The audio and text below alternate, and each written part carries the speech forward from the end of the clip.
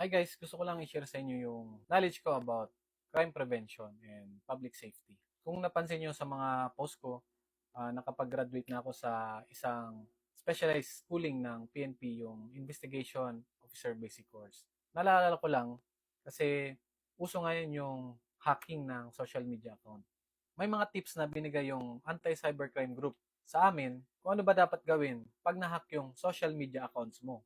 Alam naman natin, pag na-hack yung social media account mo, pwedeng gamitin yung identity mo para makapang-scam. Kunwari, gagamitin yung account mo, magsasabi sila sa mga kakilala mo, sa friend list mo, ng emergency, nanghihingi sila ng pera or nanghihiram dahil may nangyari sa kanilang masama, thinking na ikaw mismo yung kausap.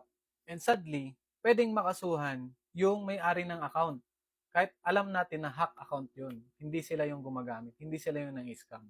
May case kasi na ganyan, ginamit yung account niya, ang isip nung taong yun, na-scam ako ng taong to, kaya finailan niya ng kaso. Pero wala siyang knowledge na hack pala. Kaya ito yung tip na ibibigay ko. Number one, ang gawin nyo, pumunta kayo agad sa pinakamalapit na anti-cybercrime group. Ipa-recover nyo yung account nyo doon.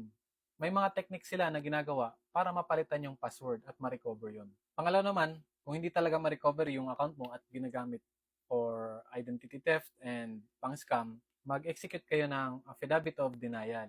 Merong copy niyan yung anti-cybercrime group. Nakalagay lang doon na hindi mo na magamit yung account mo at na-hack. Then, ipanotaryo nyo para hindi kayo tamaan ng kaso.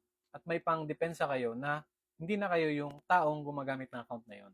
Mag-execute po kayo ng ganito, lalong-lalo na aware kayo na ginagamit nyo yung account nyo sa pangloloko at pambibiktima ng krimen. So yan, kung may ganyan po kayong cases, huwag po kayong mahiyang lumapit sa pinakamalapit na police station.